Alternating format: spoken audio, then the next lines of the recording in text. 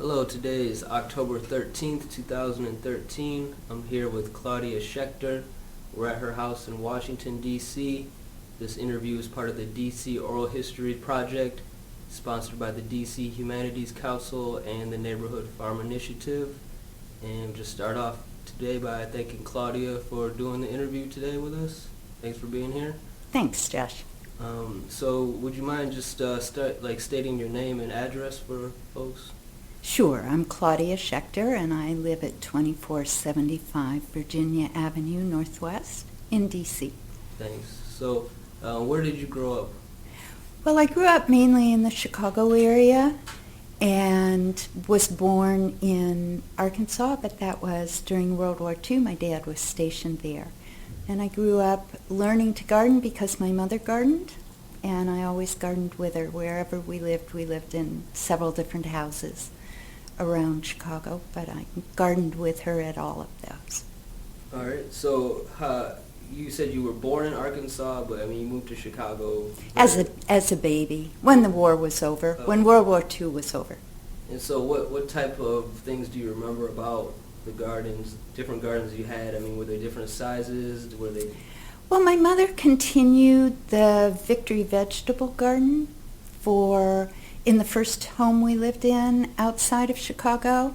So she kept that. She also was a big perennial flower gardener, so all around our backyard were bushes and perennial shrubs and perennial flowers that she cultivated. And then when we sold that house and moved to another house, it was a tinier house, but was packed with fruit trees, and again, she carried all her perennials with her, as perennial gardeners do, and we gardened there. Not so much vegetable garden, a smaller patch, but there just wasn't as much land. And then in the final house that they moved to as I was growing up, same thing, she carried all her perennials with her. She had more room for annuals, and she had a small vegetable garden there as well. So were you right in the city of Chicago? No, we were close in suburbs except for that second one, which was kind of out more in farm country. So the Victory Garden, was that something at your house, or was that a plot of land somewhere? No, this was actually at the house. I think during World War II there were community gardens as well, but people were actually encouraged to grow vegetables right in to turn up their lawns and grow vegetables, or to find a place where they could grow. And my mom just continued because she was a great gardener. So, were all your neighbors that you can remember doing the Victory Gardens? No, I don't think so. I think my mom, maybe one other older lady in the neighborhood were the only ones that kind of continued up into the early 50s growing vegetable gardens in their backyard. And is that kind of the same for the two other houses that you lived? Not many of your neighbors grew? No, the town that was out in farm country, a lot of people kept a backyard garden plot, vegetable garden plot. That was not at all unusual. Then there was an empty lot next to us, which was completely garden, not in a community sense, but by a person who owned it. And so that was not at all unusual there. In the third house, people might spend time on a flower garden, but for the most part they didn't vegetable garden. There was an old Rhode Islander across the street, and she did, but she was the only other one. So do you remember how your parents used to get things like seeds, or did you just get them at the regular grocery store, or did you? That's a good question. I think probably Mom just bought her seed locally. I don't remember seed catalogs as a child. I don't think she sent away for things. I think even bulbs, she probably would go to garden centers as well as grocery stores. Do you remember any garden centers from Chicago? There was one. My dad had grown up farming west of Elgin, Illinois, in a small town called Burlington. We still have that farm, and there were several centers out that way that we would stop at as we were going out there. So, but I don't remember a particular one, no. Do you remember any of the specific vegetables that you did grow? Oh, yeah. Absolutely, tomatoes. That was number one. Corn, we never had enough room for, so we didn't grow corn. Rhubarb as a perennial vegetable. She tried asparagus, didn't have that much luck with it, but we did have some asparagus. And then cucumbers and squash and eggplant and peppers, kind of all the nice vegetables, right, that taste good. What did you do with the rhubarb besides make pies? She would can it for pies. Mm-hmm. Just with no other in jars. other than pie? No, she just used it for pies. I was just curious because I've never heard anything other than rhubarb. I think you could probably make a good soup of rhubarb, but she never, we didn't know kind of all the kinds of recipes that there are now. Mm-hmm. Recipes, if you go back and you look at recipes in the 40s and 50s, they're not as adventuresome as they are now. Yeah, interesting. I've never would have thought about that, but it makes sense. Yeah, or at least home recipes weren't. I don't know about fine cooking, but... Yeah. So, how long were you in the Chicago area? I graduated from high school there. I went back for 1 year of grad school, met my husband, went down to West Virginia, and never went back. All right. So except to visit family. Not to live. Okay.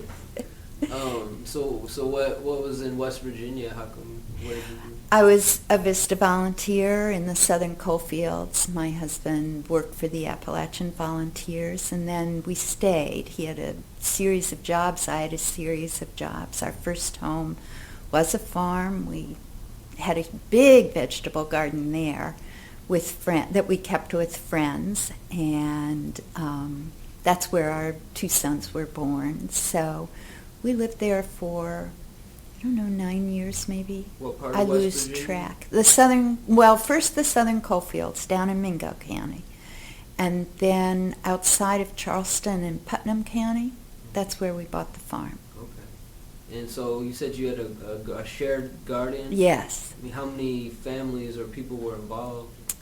Well, there was one other family that gardened it regularly with me, and then there was a group of 8 or 10 friends who would come and go. I mean, they would come maybe if they were out for the weekend or something, and it started out at a half acre. That was a little ambitious. We kind of cut it back a little bit in subsequent years, but it was a lot of fun. We had very little money. I canned everything I could.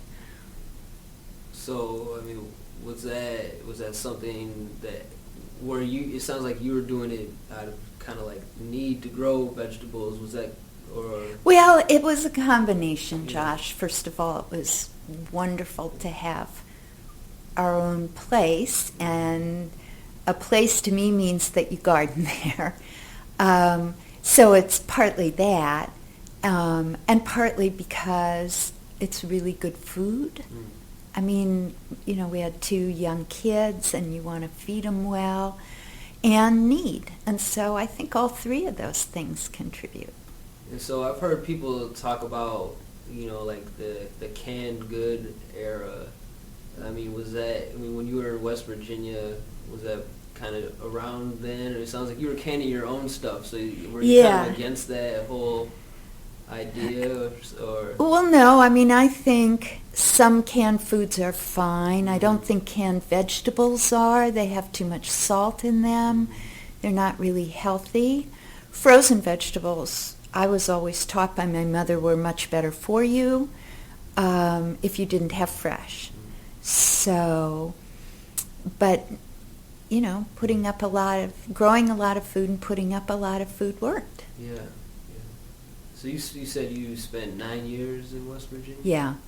And then you kind of migrated this way? Or? Well, we came here for, I think, 5 years. I don't remember particularly. We lived off Wisconsin Avenue by the Bethesda Business District, and there our house, you know the way suburban forests are, we had no sun. Yeah. So I carved out a tiny, tiny little garden, but basically I didn't have the sun to do much gardening. And then we moved to Colorado, which is where we raised our kids, and there I had sun and a small garden, terraced garden with vegetables and flowers again, and we also just spent a lot of time out hiking and stuff like that with the boys. And then I came back here in 1997, and Bill came shortly after, and we bought this place in 97. I actually came in 93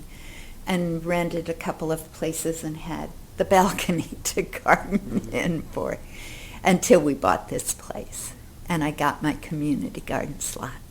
What part of Colorado were you living in? Castle Rock. Do you know Colorado at all? Castle Rock is a county seat that's caught between Denver and Colorado Springs, and they both are growing toward it. It was a small town when we lived there, about 3,000 people. It now is 50,000 people, and the county's huge, and I mean it's not the same place, but. So I mean is that a pretty high elevation there? Or? Yeah, it's 7,000 feet, and it's dry. So, you know, you had to be careful what you chose. You didn't want to overuse too much water, so I kept a small vegetable garden there. Okay, so like what other challenges? I mean, what do you mean you had to be careful not to use too much water? Is there something different? Yeah, well, water is restricted in many towns in the West because they're so dry, and so you could only water on certain days, and so I didn't want a big garden. That wouldn't have been practical.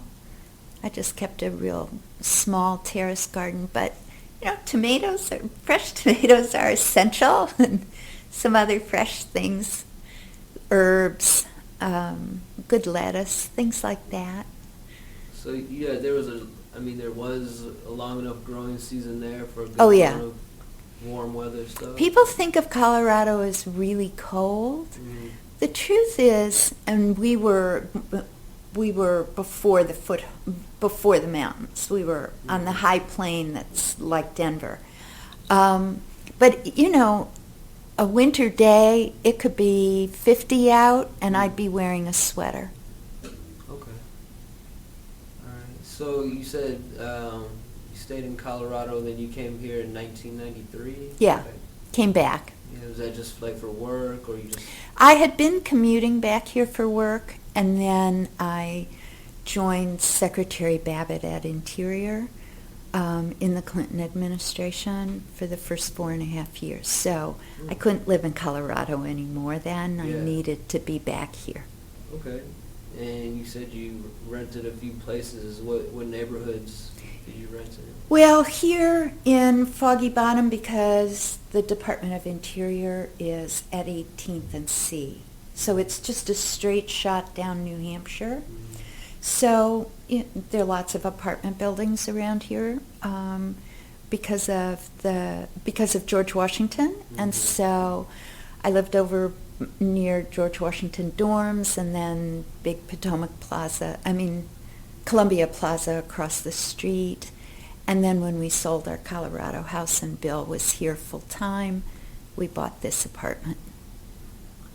So I'm sure. In the mid-90s, is there much difference between, the areas that you lived in when you got here, and 20 years later is probably fairly similar, I would think. This Foggy Bottom has not changed much. No, that's right. We did settle with George Washington that their new campus plan would grow up not out into the neighborhood, and that's been a wonderful conservation move, I think, for Foggy Bottom.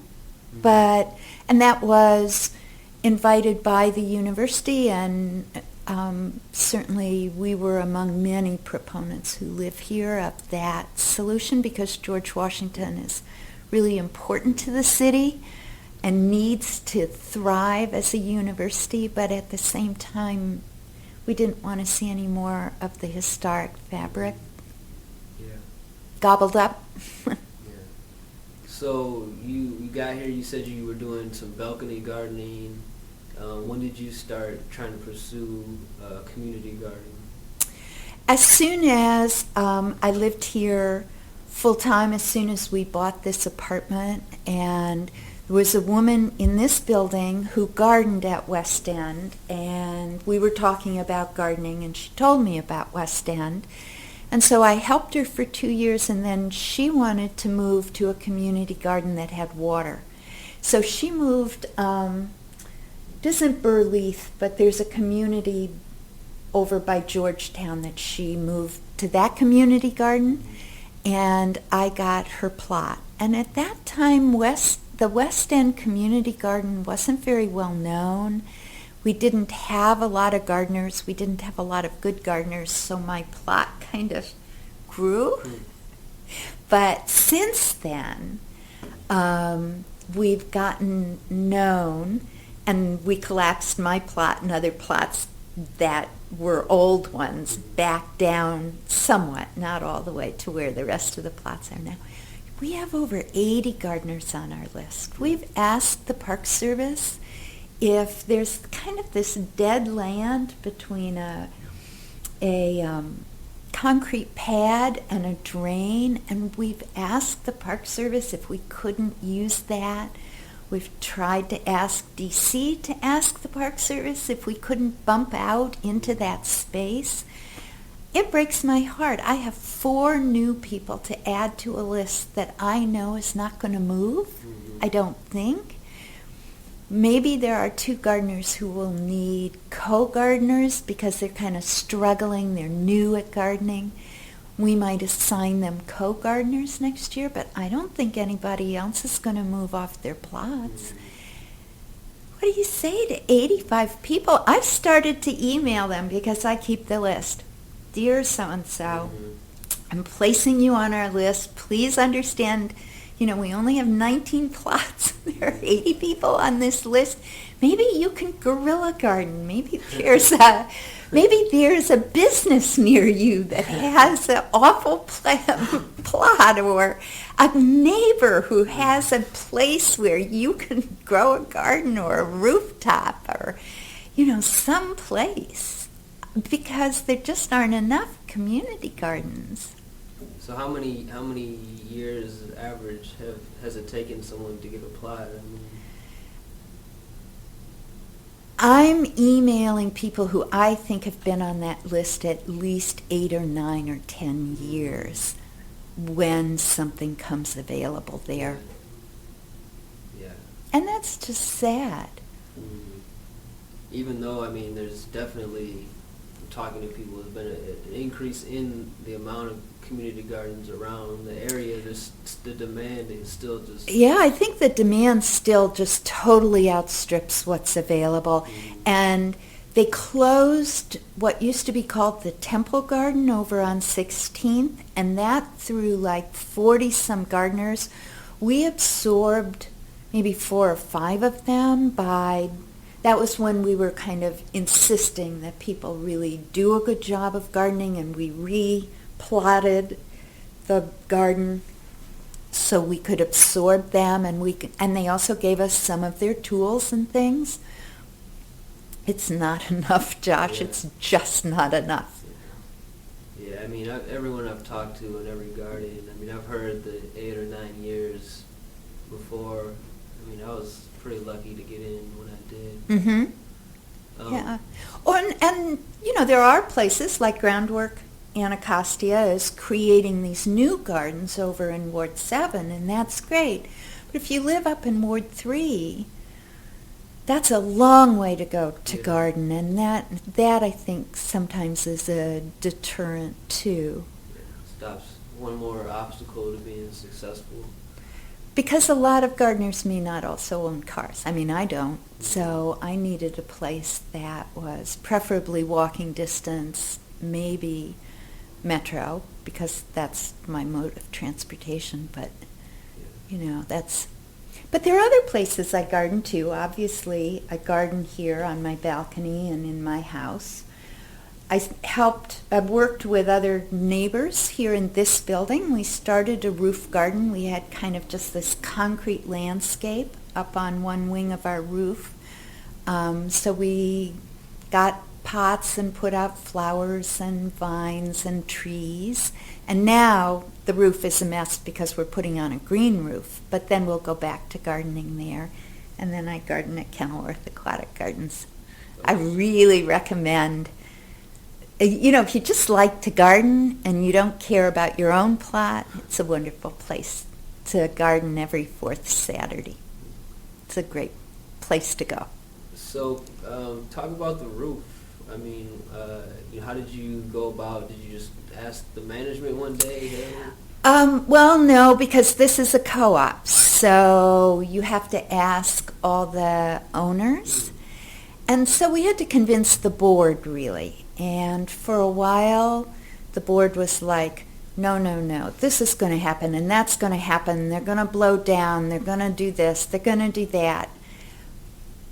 It took us a while to convince them, but we came up with a budget, and we raised money among the residents. And once the trees and the flowers were there, and we put out a whole row of herbs and a couple of tomato vines, people loved it. Mm-hmm.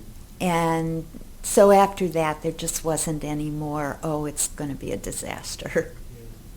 I mean, what are some of the challenges? I mean, how high in the sky is the garden? Well, it's on top of the 9th floor, and the challenges were two. One is that everything had to be had to like full sun. Mm-hmm. And the other is that pots up there dry out immediately. Huge winds, so we had to make sure. Took us a while. We had several trees go over, and we had to right them and put the soil back in. They didn't blow off the building the way people had expected, but they did blow over. So we tied them down, and we fixed that. But we had a dedicated group of about 15 people in this building. Each of us took a week to water. We had to water in the summer every single day of that week, and then in the winter maybe one day of that week. Mm-hmm. So, I mean, what did you base this idea on? Have you seen it in like a magazine, or have you been to other rooftop gardens, or what inspired you? Well, the concrete inspired us. I mean, who wants to sit, with a beautiful view on just dead concrete, right? So it's already a lounge area. Yeah, okay. It was. But I just think it was the desire for green more than anything else, Josh. I mean, yes, people knew there were roof gardens. Yes, people had probably visited friends that had roof gardens. I could look out across here, and this building over here had a beautiful roof garden. Mm-hmm. And I can see balcony, and I don't think I can see any roof gardens over on that one any longer. No, there is one up there. See the green outside of that, those white windows. So yes, I think the idea is well known, but the real genesis was that it needed green. It just begged for green up there. Yeah. Cool. Yeah. Yeah, I mean, I know I drive around, and sometimes I can see, Yeah. plants or trees on roofs and all, so I was wondering what it's like up there, but it's, I've never been on a rooftop garden. So. Well, we can take a look at it, but as I said, right Yeah. now it's torn up because we needed to replace the roof of this building.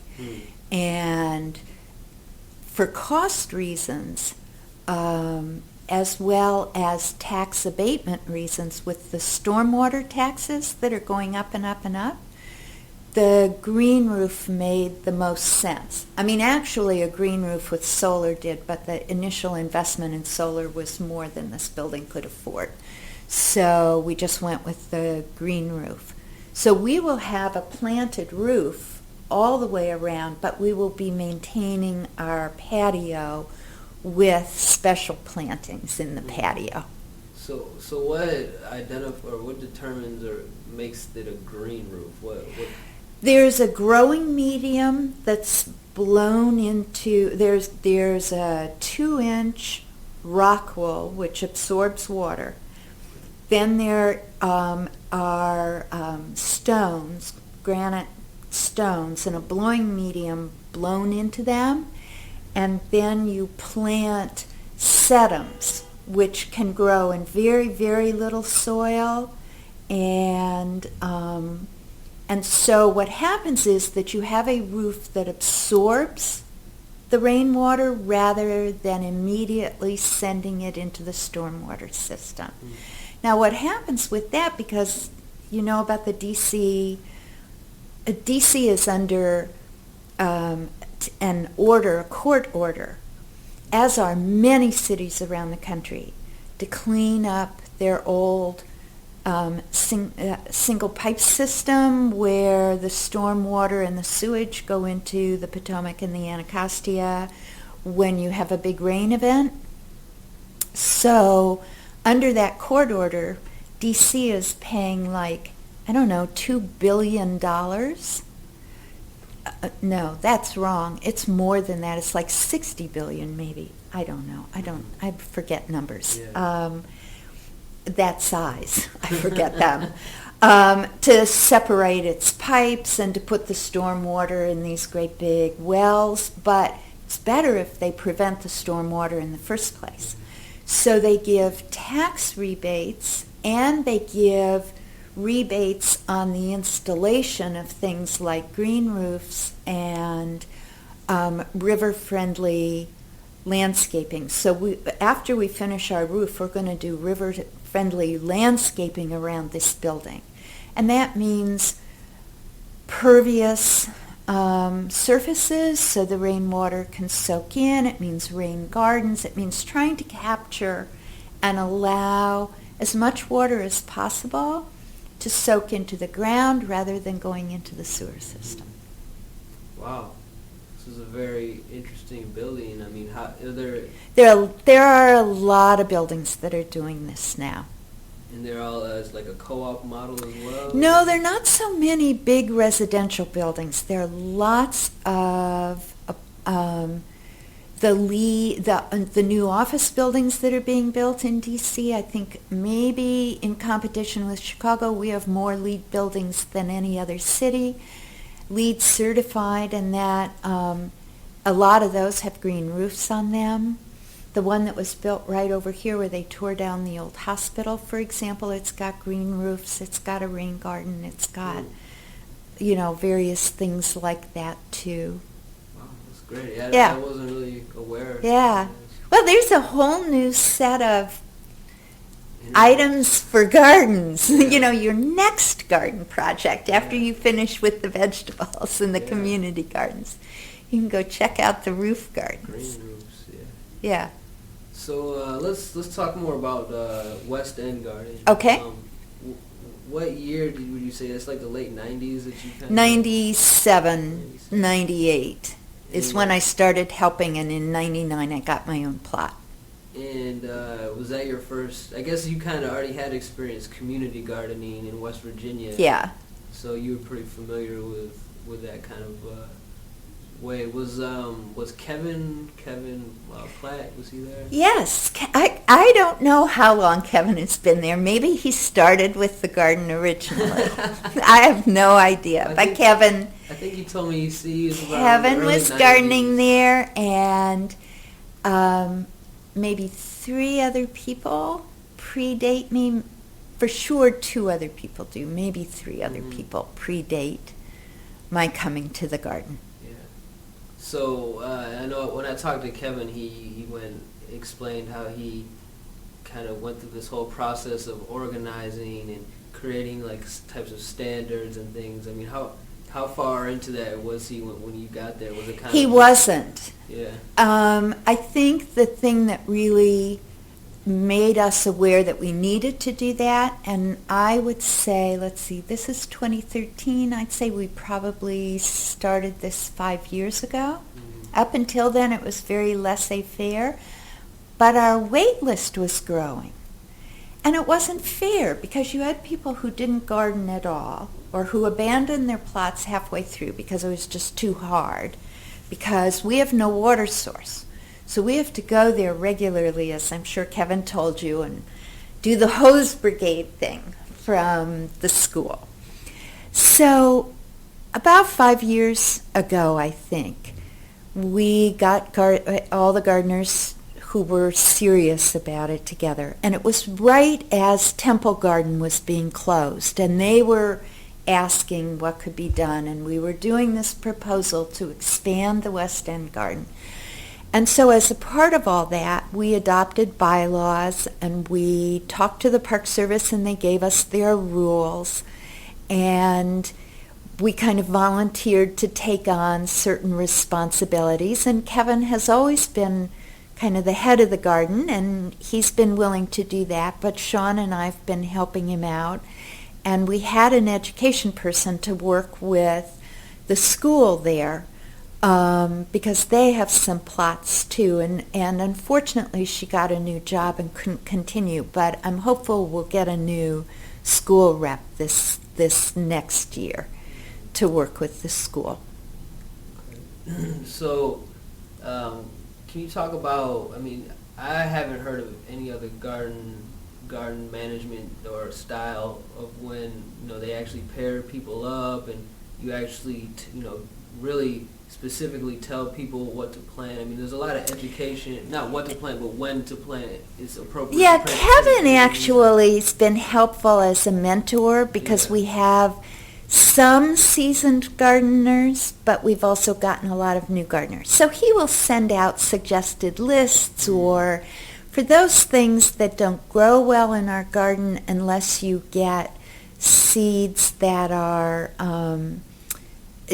that have a resistance. He'll suggest where you might get some of those seeds, like rust-resistant cucumber. But we don't tell people what to grow. People can grow whatever they like, Josh.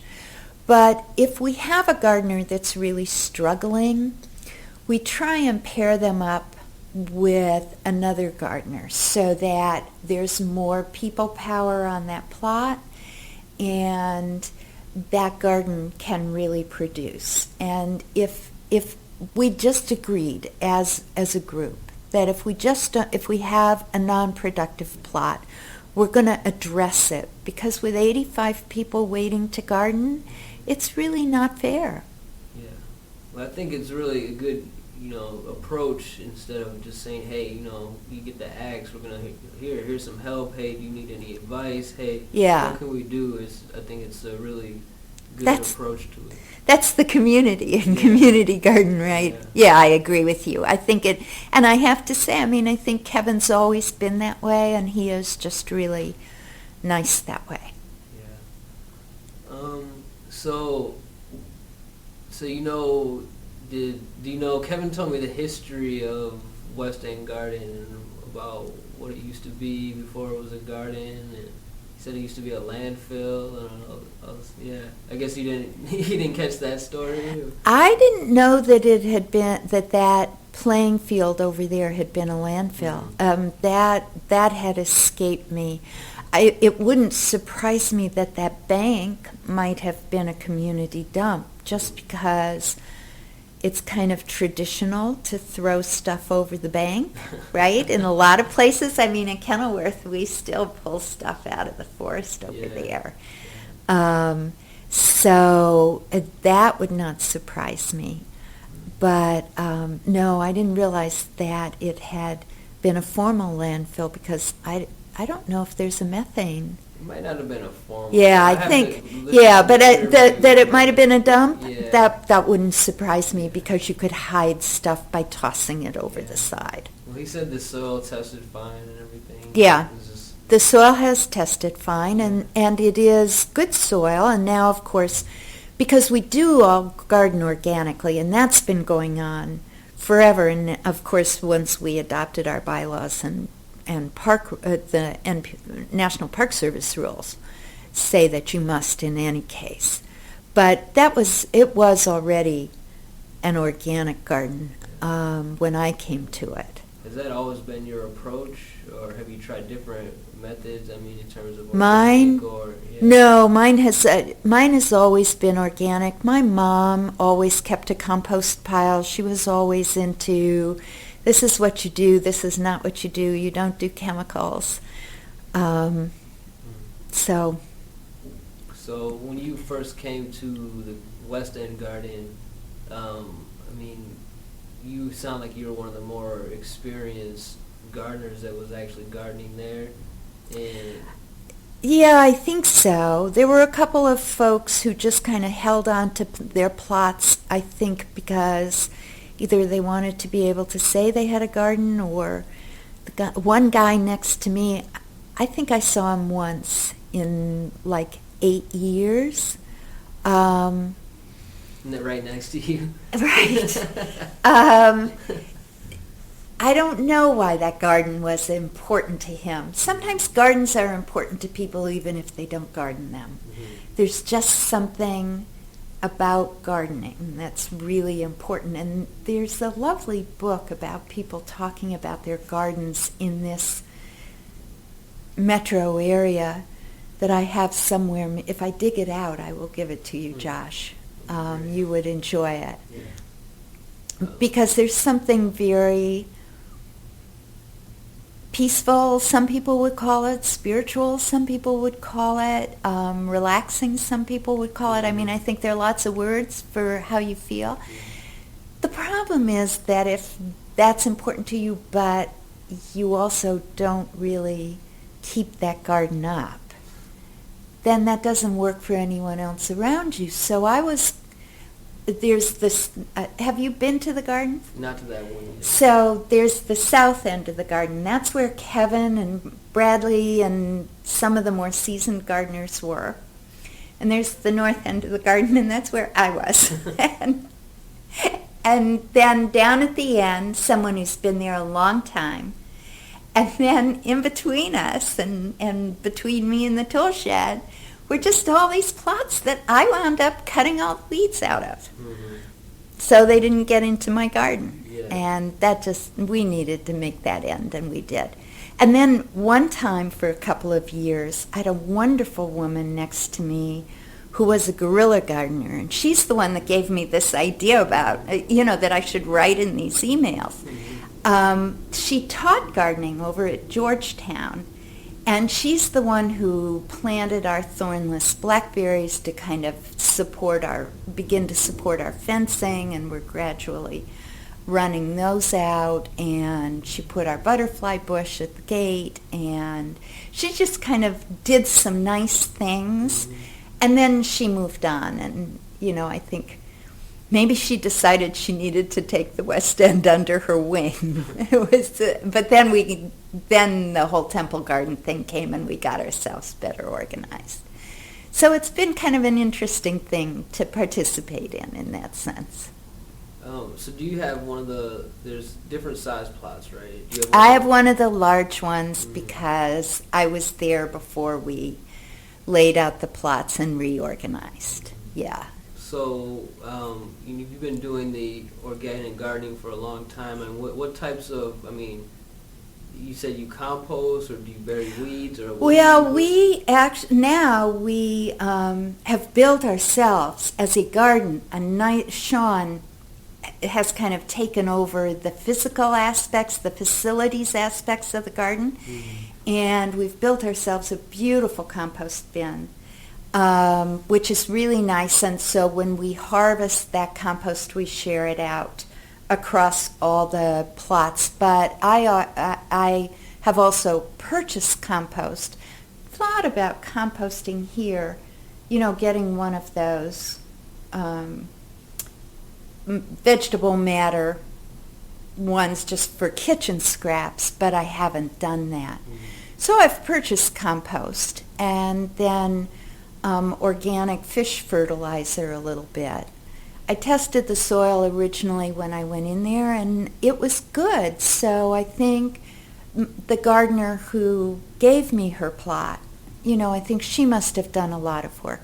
She had also put in a lot of bulbs. So in the spring I get daffodils and tulips, which are really lovely, which can come up and not really worry vegetables because they're gone really before you get serious about vegetables.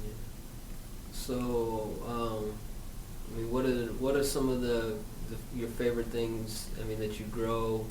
Tomatoes and tomatillas, arugula and chard. Those are my top 4. Peppers and eggplants. I don't have a great deal of success with cukes and squash, even with the seeds that Kevin recommends. I have gotten cucumbers in some years. I got a couple this year. Not much. I always try them. Heavy gourds, like bottle gourds. I do those. Onions. What else? The back part of my garden is still very shady. So in the shadiest part, I just have daylilies and that autumn joy sedum. There's some in a vase over there. Because vegetables can't grow that far back. The tree overhang is too much, but those things give a little bit of garden. So that, and herbs, all different kinds of perennial herbs, and I put in basil. So that's basically the bulk of my garden. Peas and beans. Peas are great. Nice early crop. I'm going to try them for fall. I mean, we're getting warmer and warmer winters, and if turns out we have one of those 3-foot snows this year, well, I won't have peas. But otherwise, I'm going to see if the peas will be a fall vegetable for me. But and then in the winter or in the fall, I do, and early spring, I do things like bok choy, early greens that like the cool weather. So, what type of advice do you have for people that are just, with all the excitement about find a garden anywhere you can just do it and get started? Yeah. There are books galore out there. There are gardeners galore out there. Find someone that shares your passion in your friends and get gardening. Yeah. And if you want to just see what it feels like, there are lots of places to volunteer garden. I mentioned Kenilworth, which I have a passion around. But there are 2 volunteers. They have their tool shed actually within our garden fence, who are weed warriors for Rock Creek Park. And they've been maintaining a stretch of that park along there by our garden for I don't know how many years, longer than I've been gardening as volunteers. So there are lots of ways to get there. Well, so is there any other thoughts or stories or interesting? Do you make any interesting dishes with any special dishes or any funny garden stories I might have left out? Or? I don't think so, Josh. No, I'm pretty A straightforward cooker. I mean, we eat a lot of salads, so that's good. And my garden produces a lot of pounds, so. So what do you do with the surplus? I mean, I'm sure you can't. We eat it. You eat all of it between we do. 2 people? Yes. Wow. Yes, Right. because what I can't use right away, I will cook up. I will freeze. Yeah. Okay. Awesome. Yeah. Well, I think if that's nothing else, we can probably wrap it up here. So. Okay. It's been fun to talk to you about it. It's been my pleasure. I love it. All right. Thank you, everyone, for listening, and thank you, Claudia.